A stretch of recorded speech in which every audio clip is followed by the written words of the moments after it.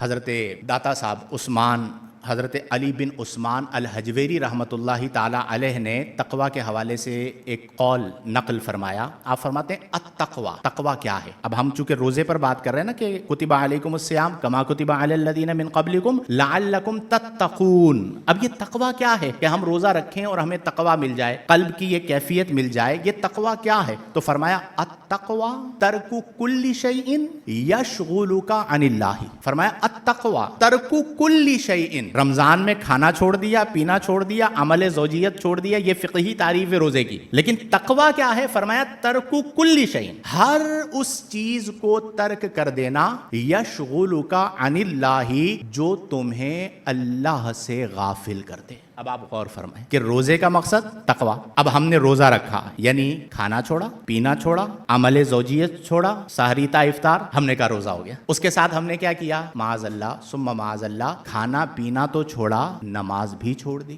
تقوی پھر کہاں سے ملے گا؟ کھانا پینا چھوڑا لیکن حرام دیکھنا نہ چھوڑا. موبائل لے کر بیٹھ گئے سحری کے وقت، افطار کے وقت، اس پر آپ گانا سن رہے ہیں، اس میں آپ ریلز دیکھ رہے ہیں، اس میں آپ غیر محرمات کو دیکھ رہے ہیں. یہ جو آپ دیکھ رہے ہیں یہ کیا ہے؟ آقا کریم نے فرمایا العین تزنی، آنکھ زنا کرتی ہے. اور اس کا زنا کیا ہے؟ فرمایا زنا النظر، آنکھ کا جو زنا ہے وہ دیکھنا ہے. اب آپ کے دل میں آنکھ کے ذریعے فساد داخل ہو رہا ہے تو یہ جو قلب تھا جس میں تقوی آنا تھا روزے سے، وہ تقوی کیسے آئے گا؟ میرے پیارے دوستو، آپ یقین کیجئے کہ بڑا ظلم کرتے ہیں اپنے آپ پر کہ اس عظیم مہینے کی روحانیت کو ہم اپنے ہاتھوں ضائع کر رہے ہوتے ہیں. کہ تقوی کا معنی کیا ہے؟ کہ ترک کل شیء یشغلک عن اللہ، ہر وہ چیز جو اللہ سے غافل کر دے اس کو ترک کر دینا. تو ہمیں اپنی زندگیوں میں دیکھنا چاہیے کہ مجھے کون کون سی چیزیں اللہ سے غافل کرتی ہیں، ان چیزوں سے اپنے آپ کو دور کریں.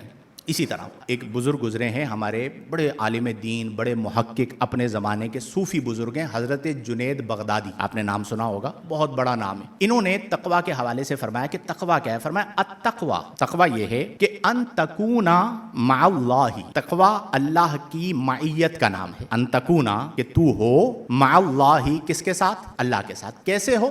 بلا نفس، تو اللہ کے ساتھ یوں ہو کہ پھر اس میں تیری نفسانی خواہشات شامل نہ. روزے کا مقصد تقوی ہے. نفس چاہتا ہے کھاؤں، نہیں کھانا، اللہ نے حکم دیا. نفس چاہتا ہے پیاس ہے پانی پیوں، نہیں پینا، اللہ نے حکم دیا. نفس چاہتا ہے قربت کروں زوجہ کے ساتھ، نہیں کرنی، کس نے حکم دیا؟ نفس چاہتا ہے گناہ کروں، کر لی. تو پھر تقوی کیسے ملے گا؟ بلا نفسن کی شرط ہے کہ تقوی یہ ہے کہ ان تکون مع اللہ، کہ تو اللہ کے ساتھ ہو، بلا نفسن، نفسانی خواہشات کے بغیر. اب تین چیزوں میں تو آپ نے کر لیا کہ میرا روزہ ہے، لیکن جو آپ اس کے ساتھ بد نگاہی کر رہے ہیں، حالت روزہ میں گالی بک رہے ہیں، حالت روزہ میں دست بگریباں نظر آ رہے ہیں، حالت روزہ میں رشوت کا لین دین کر رہے ہیں، حالت روزہ میں کسی کی عزت اچھال رہے ہیں. تو اب آپ مجھے بتائیے کہ تقوی کو تو مقصود ہی فوت ہو گیا کہ روزے کا مقصد تقوی تھا. تقوی کا مطلب نفسانی خواہشات کو چھوڑنا ہے، اور آپ نے تو ساری نفسانی خواہشات کو اپنے ساتھ رکھ لیا. ایک اور قول پڑھ رہا تھا میں، حضرت ابو حفص الحداد رحمۃ اللہ علیہ، آپ فرماتے ہیں التقوی، تقوی کیا ہے؟ فرمایا تقوی یہ ہے کہ ان تجعل